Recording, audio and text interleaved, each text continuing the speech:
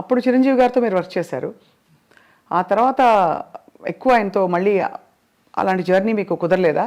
లేక అలాంటి కథలు పడలేదా మీకు? ఎవరైనా ఒక టాప్ స్టార్తో వర్క్ చేయాలనుకుంటారు. కృష్ణ గారితో చేసాం తర్వాత, కృష్ణ గారితో చేసాను తప్ప పెద్దవాడి తర్వాత చేయలేను. అంటే నేను చేసిన వాళ్ళంతా అప్కమింగ్ ఆర్టిస్టులు చేసాం. చిరంజీవి కానీ, భాను చంద్ర కానీ, సుమన్ కానీ, శ్రీకాంత్ కానీ, చక్రవర్తి కానీ, అందరూ అప్కమింగ్. కృష్ణ గారు ఒక్కళ్ళే అప్పటికే ఎస్టాబ్లిష్డ్. ఆయన దగ్గర 300 సినిమాలు, 293 సినిమా నేను చేసాను. సో ఆయన ఒక్కడితో నేను చేసిన, మిగిలిన మీకు ఎక్కువ సక్సెస్ ప్రొడ్యూసర్గా వచ్చిందా సార్, డైరెక్టర్గా వచ్చిందంటారా మీ దృష్టిలో? బికాస్ ప్రొడ్యూసర్గా మీరు మంచి సూపర్ హిట్లు కొట్టారు. అంటే నాకు పెద్దగా రెండిట్లోనూ రాలేదు నిజం చెప్పాలంటే. ప్రొడ్యూసర్గా మొదటి 2 సినిమాలు మా హిట్లు ఇచ్చాను. బాగా హిట్ ఇచ్చారు. కోతల రైడు, మొగుడు. డబ్బులు బాగా వచ్చాయి సార్? అప్పట్లో ఏమొచ్చి ఏం లేదు. సిల్వర్ జూబ్లీ ఆడితే నాకు గుంటూరులో సిల్వర్ జూబ్లీ ఆడితే 1,25,000 1,10,000 వచ్చింది షేర్ అంతే. అంటే ఇప్పటి లెక్కలో చూసుకుంటే మాక్సిమం 10 కోట్లు ఉంటుందా? ఇప్పుడే ఉండదు మరి. అంటే బడ్జెట్ కూడా అంతే పెరుగుతుంది కదా మరి. 10 లక్షల సినిమా అది. సినిమా అంతా 10 లక్షలే. 10 లక్షలేగా అప్పుడు. 1978 79 80 80లో మీకు 10 లక్షల బడ్జెట్తో మీరు సినిమా తీశారు. ఇప్పుడు ఒక 2 సీన్ల ఆర్టిస్ట్ని పిలవాలంటే 10 లక్షల కాల్ షీట్. అంతే కదా సార్? అలా మారిపోయాయి స్టాండర్డ్స్, ప్రొడక్షన్ బడ్జెట్స్. మారిపోయింది. రూపీ వాల్యూ కూడా పడిపోయింది కదా. రూపీ వాల్యూ లేదు. మీరు రీమేక్ చేసిన ఫిల్మ్ బాజీగర్. బాజీగర్ వేటగాడుగా రీమేక్ అయినప్పుడు అంత సూపర్ హిట్ అయిన సినిమా ఎందుకు తెలుగులో అది జనానికి మనస్కరించలేదు? ఆ నెగిటివ్ షేడ్ ఉండే అలాంటి క్యారెక్టర్ని యాక్సెప్ట్ చేయలేదంటారా? అయ్యి ఉంటుంది. ఎందుకంటే రాజశేఖర్కి చాలా మంచి ఇమేజ్ ఉండేది. అతనికి కొంచెం స్ట్రిక్ట్ పోలీస్ ఆఫీసర్గా కానీ, లేకపోతే సమాజానికి పనికొచ్చే క్యారెక్టర్స్ చేసే క్యారెక్టర్ ఉందా. అతను మనసు పడ్డాడు వచ్చాడు అనుకోండి. కానీ అందుకు నచ్చలేదు, మళ్ళీ లేట్ అయిందో, సంథింగ్ మన టైం బాగోలేదు, లేకపోతే నేను బాగా తీయలేదు, డైరెక్టర్గా నేను పెర్ఫామ్ చేయలేదు, ఏదైనా అయ్యి ఉండొచ్చు. దానిలో డబ్బులు కూడా చాలా పెట్టారు కదా సార్ మీరు. కొంత డబ్బులు అందులో పోగొట్టుకున్నారని అంటుంటారు. అయిపోయిన కథ కదా. అయిపోయిన కథలో సార్. కానీ బాధేస్తుంది ఎప్పుడైనా మీరు తలుచుకున్నప్పుడు. బికాస్ ఇప్పుడు నాకే ఇప్పుడు ఫర్ ఎగ్జాంపుల్ మా స్థాయిలో మాకు ఒక షో సరిగ్గా రాలేదంటే అయ్యో ఇంకా బాగా చేయాల్సింది, అది వర్కౌట్ అవ్వలేదు. ప్రతి వాళ్ళకి వాళ్ళ ప్రొఫెషన్లో ఉంటుంది కదా sir. What was it that was మీకు? అంటే ఇట్ వాజ్ వెరీ డిప్రెసింగ్. ఎందుకంటే what ever I last complete. నా కెరియర్ మొత్తం పోయింది. మొత్తం కెరియరే టర్న్ అయిపోయింది. అప్పటి వరకు మోస్ట్ సక్సెస్ఫుల్గా ఇండస్ట్రీలో ఉన్నవాడిని టోటల్గా ఆ రోజు నుంచి ఈ రోజు వరకు I could not cope up నిజంగా చెప్పాలంటే. అదర్వైజ్ నేను ఏదో వేరే ఈ ఫెడరేషన్లు, జనము, సినిమా ఇండస్ట్రీ వాటి వరకు పర్వాలేదు. కానీ as a producer or director I could not revive myself. తర్వాత పచ్చని సంసారం ఇవన్నీ వచ్చి పర్లేదు కానీ, బట్ ఏదైనా కానీ ఆ రివైవల్ లేదు. దాంతో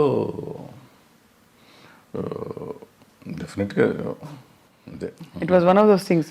సో తలుచుకుంటే మీకు అదే నేను ఎందుకున్నాను ఇండస్ట్రీలో అంటే మీకు ఒక వర్కౌట్ కాకపోయినా మీరు కొనసాగించడానికి కారణం లవ్ ఫర్ ద క్రాఫ్ట్ అని అనుకోవాలా? ఐ డోంట్ సే దట్ అంత అబద్ధం అని కానీ, but peoples love rather more than my love for the craft. Majority of the people love me ఇండస్ట్రీలో సార్, బయట సినిమా ఇండస్ట్రీలో for so many other reasons. వదిలేసేద్దాం ఇది సినిమా గినిమా అనేది కానీ, so many other reasons they feel as if ఏదో నేను మా అన్నయ్య ఉన్నాడు అనే ఫీలింగ్ వాళ్ళు ఉంటారు. వాళ్ళు అట్లాగే చూసుకుంటారు నన్ను. సో వాళ్ళని వదిలిపెట్టి వెళ్ళే పరిస్థితి కనపడలేదు అప్పుడు ఈరోజు కూడా. సార్ మీరు అంటే మీకు చాలా కమ్యూనిస్ట్ నేపథ్యం ఉండడం అవన్నీ తెలుసు. కానీ ఎక్కడా కూడా మీకు ఆ నేపథ్యం మామూలు విప్లవం అనే సినిమాలో కనిపించదు. మీ సినిమా కమర్షియల్ ఫార్ములా, కథలు, అవసరమైతే దేవుడి ఫోటోలు, అలాంటివన్నీ అన్నీ ఉన్నాయి.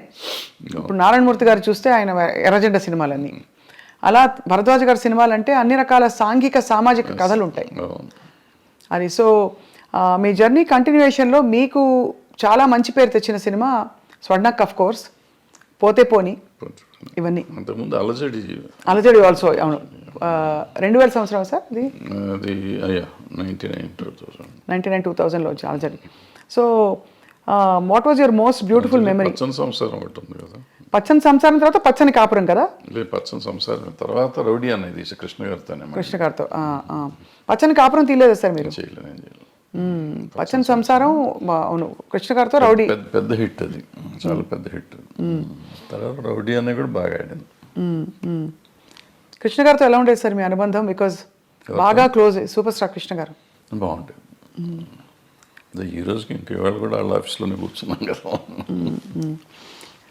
ఫ్యామిలీతో చాలా బాగుంది. మీ పాత్రల్ని పండించిన ఆల్ టైమ్ బెస్ట్ స్టార్ ఎవరు సార్? బెస్ట్ హీరో కానీ యాక్టర్ కానీ? రఘు గారు మొదలుకొని చిరంజీవి గారు.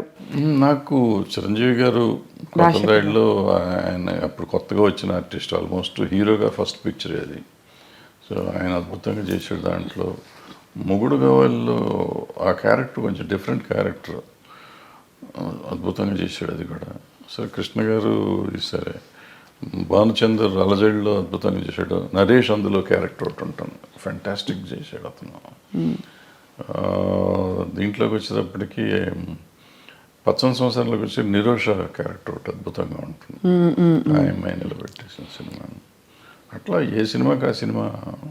పోతే పోనీకి వచ్చేటప్పటికి అమ్మాయి సింధుతులని చాలా బాగా. సింధుతులని, శివబాలాజీ. శివబాలాజీ, రోజా, స్వర్ణక్కుల రోజా. ఏ సినిమాకి ఆ సినిమా బాగానే చేశారు.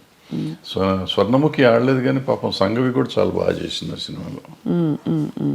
Who was the most beautiful sir? మీరు ఫోటోలు ముందు చూసేవారు కదా, తర్వాత ఇంకా తప్పనిసరిగా మీరు డైరెక్ట్గా చూడవలసి ఉంది కదా, అప్పుడు కొంచెం కంఫర్టబుల్ అయ్యారా మీరు? నా 5-6 సినిమాల తర్వాత కంఫర్టబుల్. కష్టం. Is it the way your brought up? మీరు మీ పెంపకమా మీ స్వతహాగా మీ ఏదో అయ్యి ఉంటుంది, పెంపకమే అది. సో ఈ క్రమంలో సార్ మీరేమో అంత సిగ్గు బిడియం ఒక వాతావరణం నుంచి వచ్చారు. ఇండస్ట్రీ అనగానే ఒక చాలా ఫ్రీ స్పిరిటెడ్నెస్ ఇవన్నీ కనిపిస్తూ ఉంటాయి. సో మీరు మిమ్మల్ని అలాగే అట్టే పెట్టుకున్నారా, లేక పరిస్థితులతో భరద్వాజ్ గారు కూడా కొంచెం అడాప్ట్ అయ్యారా? లేదు, చాలా తక్కువ. ప్రాబ్లీ 25% అడాప్ట్ అయ్యి ఉంటాను, నాట్ 75%, 25%. టు సమ్ ఎక్స్టెంట్ కొన్ని అడాప్ట్ అవ్వకపోతే బాగా సర్వైవ్ అవ్వలేం కదా. అవునవునవును. Like what sir for example? అంటే కొంచెం సోషల్గా ఉండడం, సోషలైజింగ్. సోషల్గా ఉంటాం అంతవరకు. అది కూడా నేను పార్టీ బర్డ్ని కాదు, నేను బయటికి వెళ్ళను. ఎక్కడికి వెళ్ళరా సార్? ఫంక్షన్స్ అయ్యేవా ఆ రోజుల్లో? సినిమా ఫంక్షన్స్ ఎక్కువ? ఫంక్షన్స్ అంటే మాకు అప్పుడు ఆడియో ఫంక్షన్స్ అటువంటి, లేకపోతే సినిమా ఓపెనింగ్లు అట్లా ఉండే, అంతే తప్ప వేరే ఉండే. ఈవినింగ్ పార్టీస్ అయితే లేదు ఎప్పుడు? నెవర్.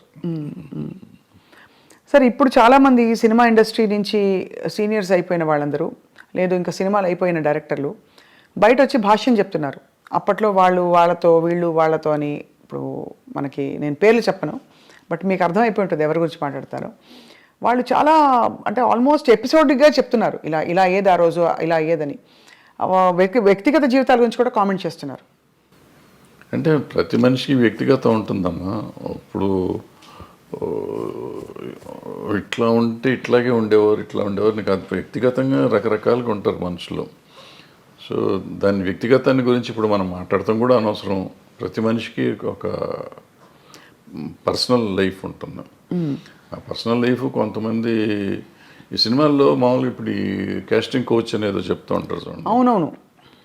అది అందరూ చేస్తారంటే అందరూ చేయరు. ఇప్పుడు ఇవన్నీ కూడా మీరు చెప్పింది కానీ నేను చెప్పింది కానీ 1% to below 10% ఉంటారు అటువంటి. మీరు ఇండస్ట్రీ చూసారు కదా, అంతే సార్. ఏ హీరోయిన్ ఎంత స్థాయి హీరోయిన్ అయినా సరే కాస్టింగ్ కౌచ్కి ఒప్పుకోకపోతే అసలు హీరోయిన్ అయ్యే ప్రసక్తే లేదు అని ఒక మాజీ డైరెక్టర్ గారు ఒక బహిరంగ స్టేట్మెంట్ కాదు, ఒక ఇంటర్వ్యూలో చెప్పారు. ఆయన చెప్తూ ఉండొచ్చు, తప్పే ఉంది. వాళ్ళ నమ్మకం అయి ఉంటుంది, లేదా వాళ్ళ జరిగిందేమో, ఆయన చేసిన పని చేసిన కంపెనీల్లో అట్లా జరిగి ఉండొచ్చు. ఆయన ఎక్స్పీరియన్స్ ఏంటో మనకు తెలియదు కదా. నా ఎక్స్పీరియన్సు, నేను ఇన్ని సినిమాల్లో ఉన్నాను, ఇన్ని రోజుల నుంచి నేను ఉన్నాను. ఆల్మోస్ట్ 50 years అవుతుంది నేను ఇండస్ట్రీకి వచ్చి. 50 yearsలో I have never seen that, to be frank. ఇది అబద్ధం కాదు, నిజం. ఇన్ఫ్యాక్ట్ నాకు రివర్స్ నేను ఎక్స్పీరియన్స్ చేశాను. ఫర్ ఎగ్జాంపుల్ ఎలా రివర్స్ అంటే ఏంటి సార్? వాళ్ళు they offer themselves, girls, women. అంటే ఆఫర్ అంటే సర్వైవల్ కోసం అంటారా? ఇంతే పాపం. వాళ్ళకి ఏముంటుంది, భయం. మనం ఏంటో తెలియదు కదా. సో ఇటువంటిది అయ్యి ఉంటుందిలే మనం ఆఫర్ చేసేద్దాం, ఆయన అడగటానికి సిగ్గుపడుతున్నాడు, మనమే ఇచ్చేస్తే పోతుంది కదా అనే ఫీలింగ్లో అలా ఉన్నారా సార్ హీరోయిన్స్? అందరూ ఎవరో ఒకళ్ళు ఉంటారమ్మా. ఇప్పుడు వీళ్ళు అడిగారు అన్న ఎంతమంది తక్కువ మంది ఉంటారో అట్లా అడిగే వాళ్ళు కూడా అంతే తక్కువ ఉంటారు. That's why I'm telling you. You're giving a parallel, అది అర్థమైంది. బట్ అలా బిట్వీన్ 1 to 10% ఉంటారు తప్ప అప్పట్లో సెల్ ఫోన్స్ ఏవి ఉండేవి కాదు కదా సార్. ఏముండదు. అలా అడగడం ఎలా తెలిసేది మరి వీళ్ళకి? అంటే కబురు పెడతారా? డైరెక్ట్గా అడగటమే ఇవన్నీ, డైరెక్ట్గా అడగటమే. అడిగేవాళ్ళు అనేవాళ్ళు డైరెక్ట్గా అడగటమే. ఎటు అడిగినా, వీళ్ళు అడిగినా వాళ్ళు అడిగినా, వాళ్ళైనా పెద్ద దానికి మొహమాటం సిగ్గులు ఏముండవు.